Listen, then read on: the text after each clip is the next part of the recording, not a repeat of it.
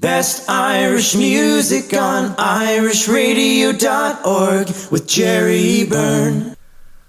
Irish Radio, I'm Jerry Byrne. Now, since the start of the COVID and all the rest of it, I'm speaking to some of the great and the good involved in Irish music and entertainment. I've got a gentleman who's been involved in singing and entertainment. Not alone has he been doing singing and been involved in music, he's also been writing about it for many, many moons. I'm delighted to speak to him from his home in County Fermanagh and say a big hello to the one and only Malcolm McDowell. Malcolm, how are you? Very good evening from County Fermanagh. How are you, Jerry? Not bad at all, Malcolm. Listen, you've been involved for a long, long time in music. How did it all start? Well, I'm 43 now, so it started off probably when I was 17. I was asked to sing at a country jamboree, but it actually came about at the moment. I was at the event, and before it started, I was asked to replace Jean Stewart in the second, but Jean was off sick. So I was going to even go on stage, was at the last minute. So I met Philomena Begley and Larry Keenan and Rolly Downs, all the fantastic acts. And to say they were fantastic with me, very nice. And to this day, I've become very good friends with them. But that concert, or that jamboree, it was in a big equestrian centre, and there was like 4,000 people at it. So I had many people I couldn't see actually past the front couple of rows of the lights, I think. But it didn't really faze me anyway, to be honest. Right. That's some start. But listen, you went on then, Malcolm. I mean, for many years now, you've been a journalist writing about music. Well, I would have sang for maybe 10, 12 years, and then I quit it. I had a cousin who sang in the band, and he died suddenly. So I fulfilled my bookings for the band up until the following year. And at that point, I moved to Belfast. And when I went to Belfast, I started working in a newspaper covering entertainment, and that's how I got into then covering country music. I suppose really, I seen a big hole in the market. There was no country music being, covered. There's no platform for the singers. So I thought to myself, okay, maybe I could give a platform to the country music artists, both in Northern Ireland and down south as well. So since then, I suppose I've been writing non-stop weekly for different newspapers. The one I would be working mostly with at the moment would be the Sunday Life newspaper, which would be Northern Ireland's Sunday newspaper. So, right. But especially at these times, it's beneficial to have the country music industry out in people's minds. So the very reason I actually just lift the iPad and start writing about a singer is fantastic, because it keeps their name and it keeps country music out there whenever obviously the artist can't get out to meet the public. Indeed so, and particularly as you say at this time, it's excellent that that the likes of yourself, and indeed to agree myself, that we can actually play the artists and keep the artists out there and their names out there, and show that they haven't disappeared off the face of the earth just because they're not doing the live performances with the way things are at the moment. No, and as you know, Jerry, it doesn't matter. Putting music aside, people can be forgotten about very, very easily. And the best people, it doesn't matter who you are, but if you're not seen or, heard about for a while, or you haven't been played on the radio, or, your photograph appears in the mind, people do forget very easily. And it's human nature. Indeed so, definitely. That is very, very true. Now, you also did in more recent times. You did the North of Ireland Country Music Awards, a big night of awards for the great and the good of entertainment. Well, it was a fantastic night. That was 3rd of February last year, and looking back, or even a month or two after that, I was very, very fortunate that the awards went ahead at all. I suppose it was 2 or 3 weeks after that everything started to go into lockdown. But at that point, there was no big news flash about COVID. So thankfully, it was a fantastic night. It was packed out, and I like that. I like everything done professionally. It doesn't matter if it's going to be on TV or anything. I want it professional because I want the audience to get the best, experience that they can. Plus, I want the artist to have the best experience and be properly backed by the best musicians and whatever graphics and stage to, make it look. So I'm very fortunate that everybody, came back, fantastic feedback. And more so, it was great the way the artists all got to meet each other and could sit down, have a drink after their performance and just have a bit of crack catching up, whereas they usually don't get that. They usually are playing away here and there and they don't get to meet other singers. Indeed so, very, very much so. Now, it was a hugely successful night, and as you say, Malcolm, you were extremely fortunate that with your timing, it was absolutely impeccable because at that stage, the whole thing with COVID appeared to sort of creep up very, very fast on us in this part of Europe, whereby, a couple of weeks before that, we were hearing about things happening and we were sort of in disbelief with the situation in Italy, what we were seeing on our television screens at the time, and we thought, well, that cannot possibly come here, and lo and behold, within a couple of weeks it was that way. Well, you see, that was the case, yeah. We were looking at it, it'll never come here. Plus, we were also looking at it like we could never envisage a whole lockdown of the whole world, that everybody would be sitting at home at the one time doing nothing. I could never envisage that because there's often been times when I've been ill that I've sat and I couldn't go out or I couldn't, go to events or do events. And I sat there thinking, I'm sitting here and everybody else is going out and the world is going on and I'm sitting here and nothing's happening. But yeah, fortunate to get the awards over and done with.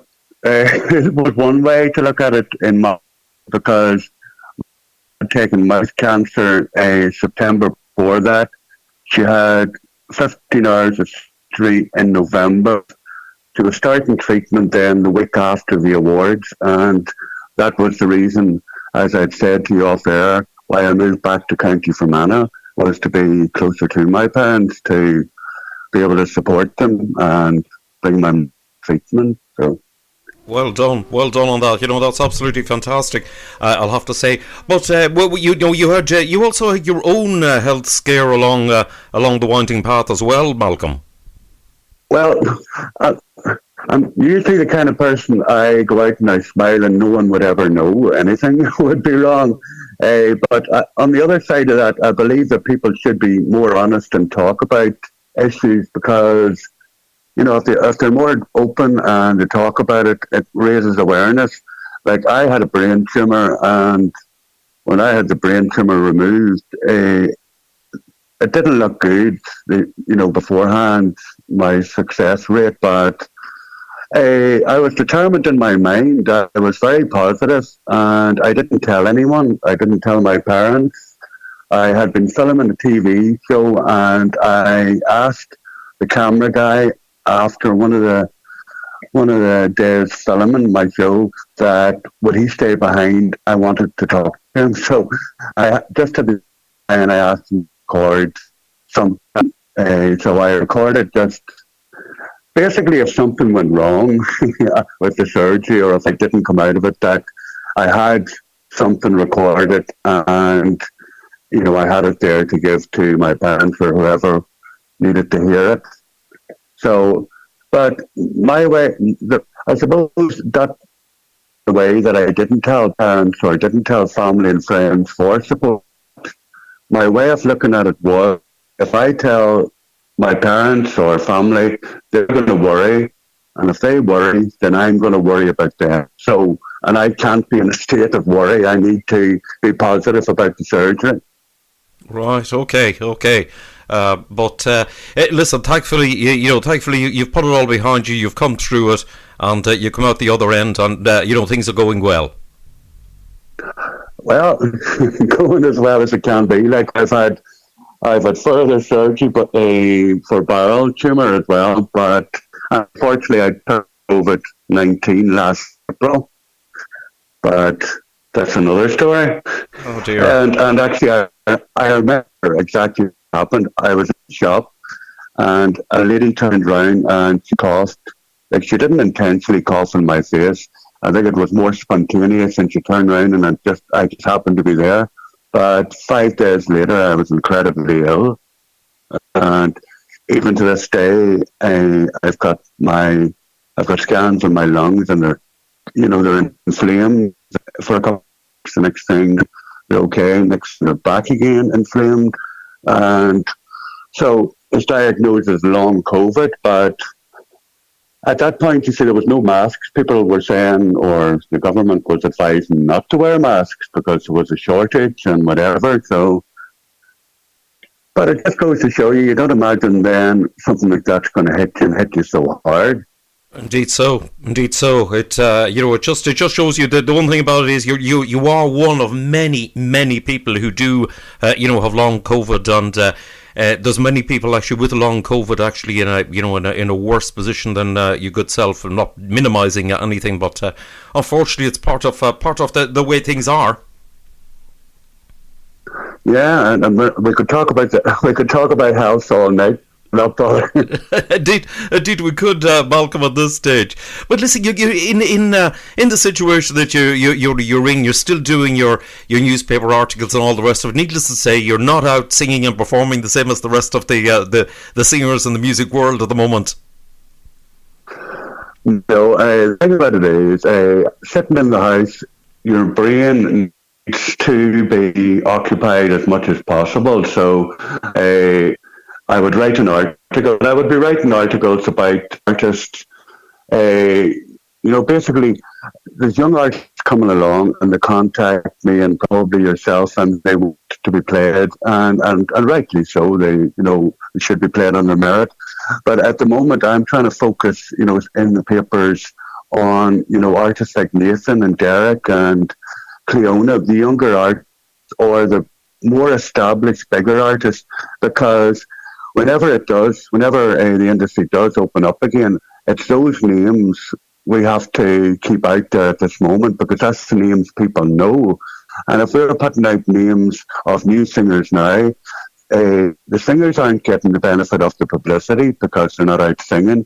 Plus, the public don't get out then to hear them because obviously with the shutdown. So that's why, some artists would say, please write something. And I'm only to help anybody out, but they could say, I think when you tell them that, they understand that as well. They realise, it is difficult for the market to open up again. Indeed, yeah. Well, I have to say it's great to see actually at the moment. There are some new artists coming on stream who are absolutely fantastic. The likes of Colin Kenny, there's Sabrina Fallon, there's numerous others. John Malloy, numerous people like that, and they're coming on stream and they're producing absolutely fantastic material.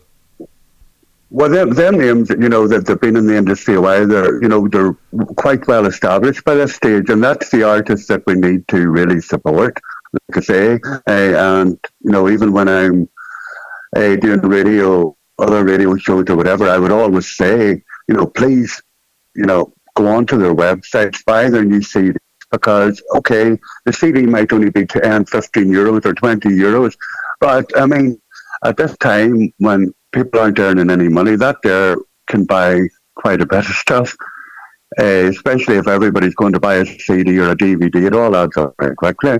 Indeed so. It definitely does. Malcolm, listen, it's been fascinating talking to you. Lovely to catch up with you. Listen, keep doing what you're doing, and listen, I do hope you're totally free of the COVID and all the rest of it very soon. Listen, stay safe and stay well. I'm hoping to catch up with you, and who knows, might see you on stage when it's safe to do so. Well, Jerry, whenever I intend fully to do the awards this year, I have them preliminary planned.